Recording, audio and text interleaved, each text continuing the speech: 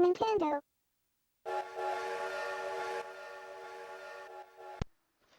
Okay, time for the second and last character on this list from Fire Emblem. Marth. Surprisingly, it turns out I know more about Marth than Ike. So here goes. Marth, alongside Ike, is one of the main characters in the Fire Emblem series, and he has appeared in the first, third, and 11th games in the series. After hearing this, I wondered how many Fire Emblem games have been released, and what other incredible games have been kept from us. For the first question, the answer is 11 so far. To answer the second, I don't know. But back to Marth. Marth's signature weapon, and his only weapon so far, is his sword known as a Falchion. Throughout Fire Emblem, this sword is essential for defeating the many dragons found in the games.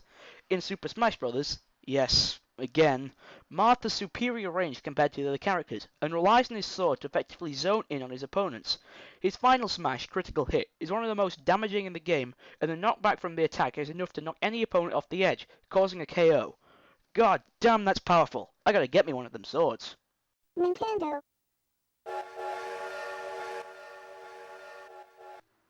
This next character has to be the cutest thing in a Nintendo game. Yoshi. Yep, it's everyone's favourite little green dinosaur. Yoshi's appeared in quite a few Mario games, from Super Mario World all the way up to Mario Party 9. Yoshi's done many things that I believe determine him as a hero. He accompanied Mario and helped him defend his homeland from Bowser's forces. He protected baby Mario from Kamek and the Koopa Troop. He saved Mario when he was captured by Goombas. And he accompanied Mario as he searched the galaxy for Bowser and Peach. Yoshi is very similar to Donkey Kong and Kirby. All they want to do is relax in their home with their friends, but when trouble arises, they will step up to the mark and fight for the home they love. Despite being a dinosaur, Yoshi can do many things.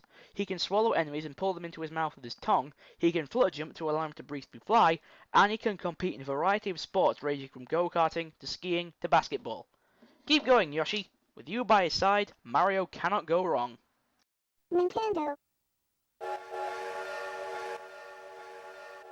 Our next character is one of the most original ideas I've seen in a Legend of Zelda game. With a unique personality and equally unique life goals, we have none other than the main villain of Skyward Sword, the insane, evil, and calculating menace that is Ghiram. Ghiram is the lord of the demons that were unleashed upon Hyrule throughout the events of Skyward Sword, and at the beginning of the game, he created a giant tornado to allow him to ambush Link and Zelda. He possesses a variety of different powers such as telekinesis, giving life to inanimate objects, materializing objects from thin air, generating electricity from his hands, and even summoning energy beams from the sky. Ghiram's main goal is to awaken the Demon Lord Demise in order to destroy Hyrule. Finally, a story about the destruction or takeover of Hyrule that doesn't involve Ganondorf. In terms of personality, Ghiram first appears to be very calm and collected, and speaks in a formal, gentleman-like manner. However, as his plans are constantly being interrupted by Link, more and more of his true personality is shown.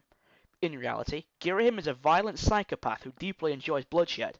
This is shown by his violent actions during his later boss fights as he constantly makes threats to Link, such as that he will beat him within an inch of his life rather than kill him. Is it just me, or are the Zelda games becoming darker and darker? First you had the creepy and disturbing Majora's Mask, then the dark plot and disturbing cutscenes from Twilight Princess, now this violent and sadistic psychopath from Skyward Sword. If you ask me, Gygas wasn't the only character on this list to be inspired by a horror movie. God damn you, Nintendo! Nintendo.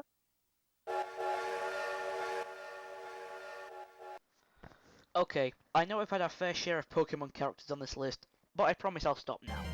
In at number 12 we have the Aura Pokemon Lucario, and my favourite Pokemon and character from the series. As a Pokemon, Lucario doesn't have too bad stats. It has high attack, speed, special attack, and special defense, making it a primarily attack-based Pokemon. It is also one of the 4 non-legendary Pokemon that can learn Aura Sphere by leveling up. Lucario also plays an important role in the Mystery Dungeon in Pokemon Ranger series. In Pokemon Mystery Dungeon Red and Blue Rescue Team, you are told by Alakazam that the greatest explorer is Lucario, and how every rescue team wishes to achieve his success. The top rank is also known as the Lucario rank in the first 2 Mystery Dungeon games. In Pokemon Ranger Shadows of Almia, Lucario serves as the boss and is the guardian of the Blue Gem inside Almia Castle. Lucario also possesses the ability to locate and manipulate life force energy known as Aura. It can be used to launch an offensive attack, detect foes, and even provide a defensive barrier around Lucario in order to prevent it from psychic attacks. This last ability proved very effective in resisting the effects of Team Galactic's machine in the Diamond and Pearl anime. I have just one thing to say to all Pokemon fans watching this video. Stop watching, pause, whatever, turn on your DS, and catch a Lucario. Nintendo.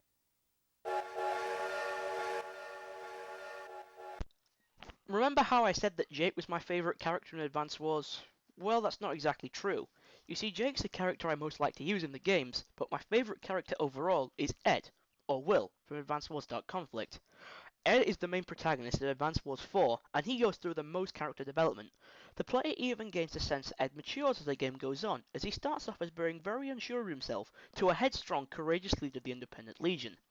He has strong moral convictions which make him value life greatly, even to the point of refusing to abandon Catalea when she is revealed to be a female clone of Stolas, stating that it's not how you were born who defines who you are. Due to his strong value of life, he feels deeply affected by the losses of Carter and O'Brien, and will attempt to do all that he can in order to save those in trouble. As a playable character, Ed's speciality is direct attack ground units. Keep deploying bazooka units to provide a cheap yet strong attack force, and use anti-air units for defense and to tear through enemy infantry, while uses tanks for destroying enemy indirect attack units.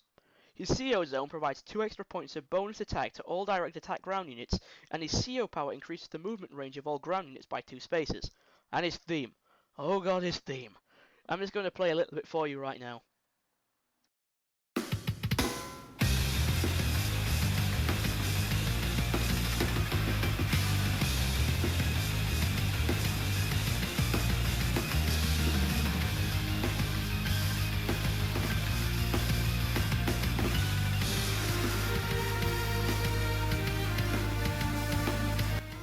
Doesn't that make you feel just heroic and determined to bring the pain on your enemies?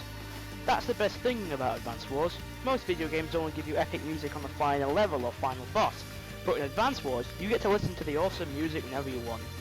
I sure hope Nintendo don't ruin the series when they make Advance Wars 5.